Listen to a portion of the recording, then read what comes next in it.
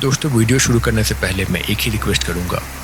इन videos को बनाने में मैं बहुत मेहनत करता हूं, तो मुझे यकीन है कि अगर आपको ये वीडियो पसंद आएगा तो आप इसे लाइक करेंगे। आप ये वीडियो कहां से देख रहे हैं, वो जगह और अपना नाम जरूर लिखेंगे। और अगर आपने अभी तक चैनल को सब्सक्राइब नहीं किया है तो प्लीज़ इसे सब्सक्राइब कर लीजिए। तो चलिए अब बिना किसी देरी के वीडियो शुरू करता हूँ।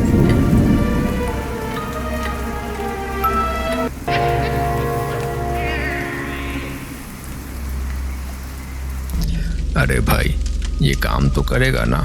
मुझे तो डर भी लग रहा है। हाँ, एकदम काम करेगा।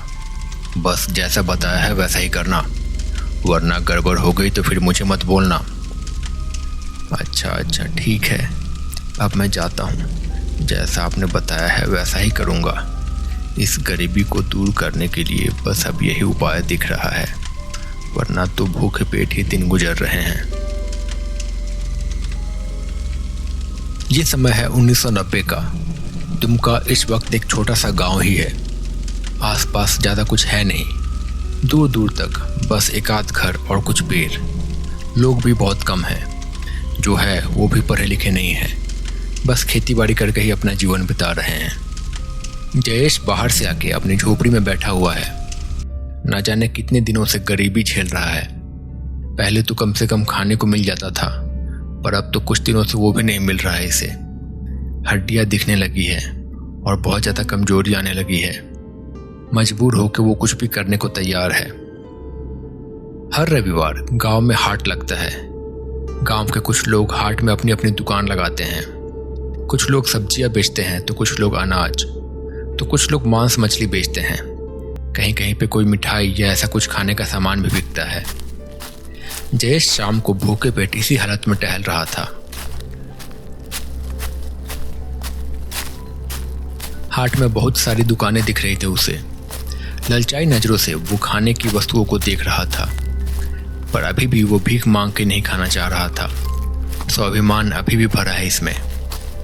पर किसी से कुछ उधार लेके कुछ पैसे मिल जाए या फिर कुछ खाने का सामान मिल जाए तो वो तो हो सकता है, पर कोई उधार दे तो क्यों दे? गांव के लोगों ने पहले ही काफी उधार दिया है इसे, और उधार में सामान भी दिया है, पर अभी तक इसने कुछ भी चुकाया नहीं है। पर फिर भी हिम्मत करके वो चावल की दुकान के पास गया। सोचा किस्मत आजमा के देखता हूँ, कुछ मिल जाए तो अच्छा है। भाई, थोड़ा चावल दे दो, 4 दिन से कुछ नहीं खाया। हाँ, पर पैसे? पिछला उधार भी नहीं दिया है। दे दूंगा, जल्दी ही वो भी दे दूंगा, पर बस अब आज कुछ खाने को दे दो। माफ करना, पर अब मैं और कुछ नहीं दे सकता। अब मैं और उधार नहीं दे सकता तुम्हें। मुझे भी अपना धंधा करना है, तुम किसी और से पूछो जाओ। जयेश उदास सा मुंह लिए आगे बढ़ गया। उसे समझ में नहीं आ रहा था कि अब वो जाए तो कहाँ जाए, कैसे जिएगा, क्या खाएगा। थोड़ी देर में वो हाट के लगभग अंत में पहुंच गया। वहीं पे एक बड़ा सा पेड़ था। पेड़ के आसपास ज्यादा कुछ नहीं था। उस पेड़ के नीचे एक आदमी खड़ा था। वो आदमी उस गांव का नहीं था, देखने में भी थोड़ा अलग लग रहा था। उस आदमी ने अपने सिर पे एक तिलक लगाया था, जो कि भूरे रंग का था। ऐसा लग रहा था जैसे किसी राख का तिलक लगाया है उसने। और उसके पास एक झोला था, ना जाने क्या क्या सामान होगा। जयेश उस आदमी के पास से गुजर रहा था। तभी उस आदमी ने जयेश से पूछा, मेरा एक काम करेगा? पैसे दूंगा। जयेश ने उस आदमी को देखा और थोड़ा सोच के उसने कहा, कितने पैसे मिलेंगे? 500 रुपये दूंगा। जयेश के लिए उस समय 500 रुपये किसी सपने से कम नहीं थे। इसके लिए तो वो कोई भी काम करने के लिए तैयार था। फिर भी उसने पूछा, क्या काम करना पड़ेगा? किसी को नुकसान तो नहीं पहुंचाना है ना?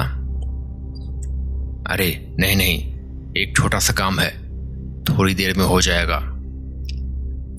अच्छा ठीक है, बताओ क्या करना है? इसके लिए तुम मुझे आज शाम पास वाले मैदान में मिलो, मैं सब कुछ वहीं बताऊंगा तुम्हें। जयेश को वो बात थोड़ी अजीब लगी, पर उसने हाँ कह दिया। अब शाम ढल आई है। शाम के करीब 7:30 बज रहे हैं। चारों ओर अंधेरा हो गया है। जयेश धीरे धीरे उस मैदान में पहुंचा। हल्की बारिश हो रही है। जयेश ने देखा कि वो आदमी उसी मैदान में खड़ा था। उस मैदान में एक छोटी सी झोपड़ी थी जो हर ओर से खुली हुई थी। जयेश धीरे धीरे उसकी ओर बढ़ने लगा, पर इस वक्त उस आदमी के कपड़े अलग थे। उसकी वेशभूषा भी एकदम अलग थी। ऐसा लग रहा था जैसे वो कोई बड़ा तांत्रिक हो या झाड़ फूक करने वाला हो, या शायद काला जादू। उसके कपड़े काले थे, सिर पे काला तिलक था, आंखों में मक्कारी झलक रही थी। जयेश वहां पहुंचा। आ गए? आओ आओ, मुझे तुम्हारा इंतजार था। मेरी क्रिया पूरी हो गई है, बस अब तुम्हें अपना काम करना है। इसके बाद मैं तुम्हें तुम्हारे पैसे दे दूंगा। जयेश चुपचाप उसकी बात सुनता रहा। उसकी आंखों में अब थोड़ी घबराहट भी आ गई थी। उसे लगने लगा था कि शायद वो कुछ गलत तो नहीं कर रहा है, पर उसे पैसों की इतनी ज्यादा जरूरत थी कि उसने कुछ कहा नहीं। उस आदमी ने बोलना जारी रखा। देखो, मैं तुम्हें सब कुछ सच सच बताता हूं। मैं एक तांत्रिक हूं। अपनी साधना के लिए मुझे एक चीज की जरूरत है। उसके लिए तुझे मेरा एक काम करना होगा। गांव के पास वाला जो शमशान है वहां तुझे जाना है, और ये देख मटका, इसके अंदर कुछ मिठाइयां हैं। ये मटका वहां ले जाके रख देना एक चिता के पास।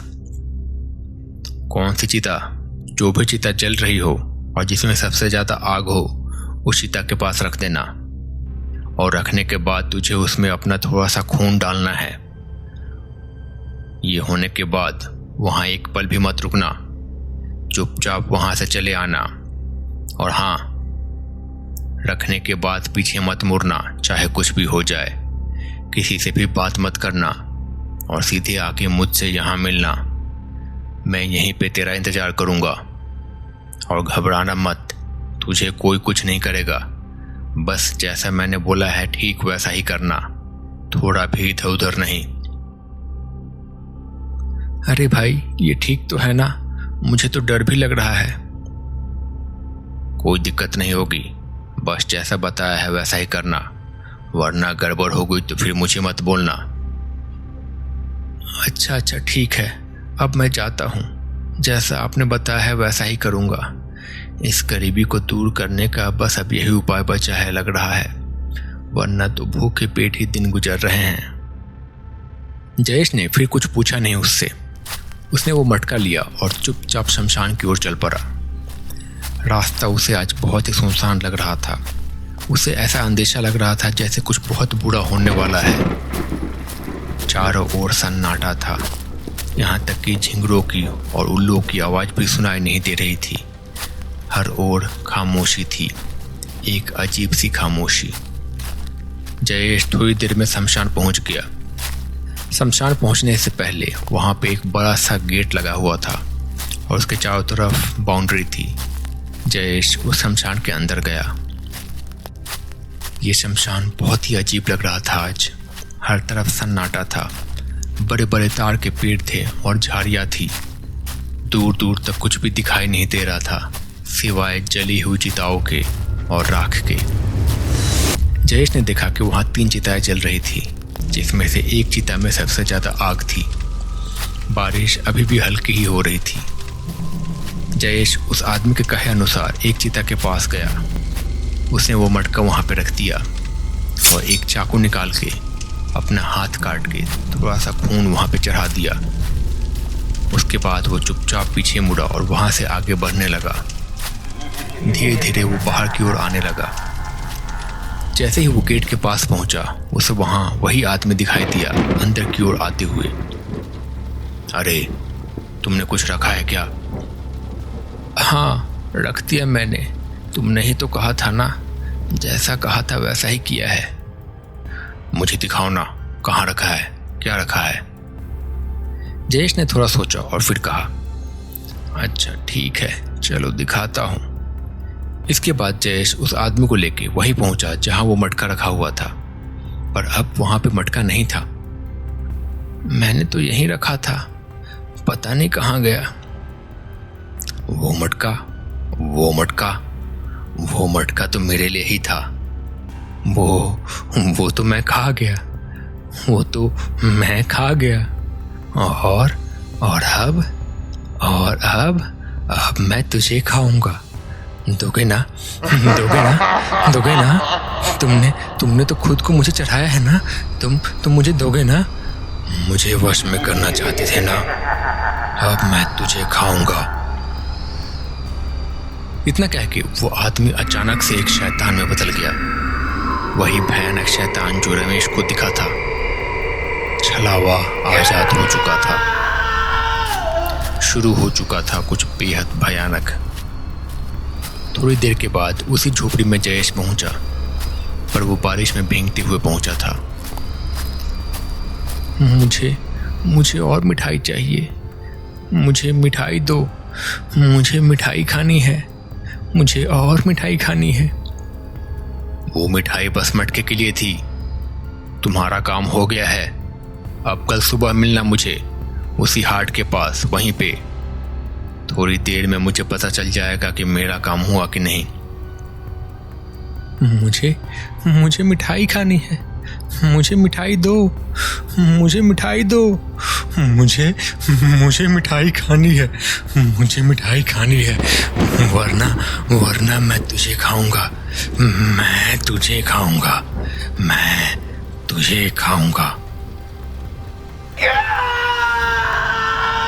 अगले दिन शमशान के गेट के पास जयेश की लाश मिली और उसी झोपड़ी में उस तांत्रिक की लाश मिली। गांव वाले सब बहुत डरे हुए थे कि आखिर ये कौन था और क्या हुआ। पर उस दिन के बाद से गांव में एक अजीब सा आतंक फैल गया। गांव में हर कुछ दिन के बाद एक लाश मिलने लगी, जैसा कि आजकल मिल रही है। ना जाने कितने मौतें हुई। फिर गांव के बड़े बुजुर्गों ने मिलकर एक बहुत पहुंचे हुए तांत्रिक को बुलाया और उस तांत्रिक ने आके उस प्रेत आत्मा को उसी घड़े में कैद कर दिया। तो फिर क्या वो कैद हो गया? सब ठीक हो गया?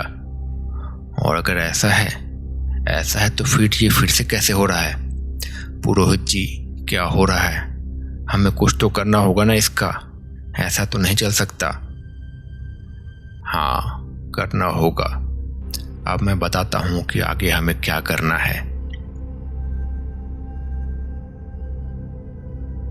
तो दोस्तों, कैसा लगा आपको ये पार्ट? अगर आपको ये पार्ट पसंद आया है तो प्लीज इसे लाइक कीजिए। अगर आपने अभी तक चैनल को सब्सक्राइब नहीं किया है तो क्या कर रहे हैं आप? ऐसी और ज़्यादा कहानियां देखने के लिए चैनल को जरूर सब्सक्राइब कर लें। और अगर आपको ये पार्ट पसंद आया है तो इसे लाइक कीजिए। आप कहाँ से देख रहे हैं ये वीडियो और आपका नाम क्या है और आपको क्या लगता है अगले पार्ट में क्या होगा? क्या उपाय बताएंगे पुरोहित जी? कमेंट में बताइए। मैं मिलता हूँ बहुत जल्द नए पार्ट के साथ। तब तक के लिए बाय बाय। अपना ख्याल रखिए।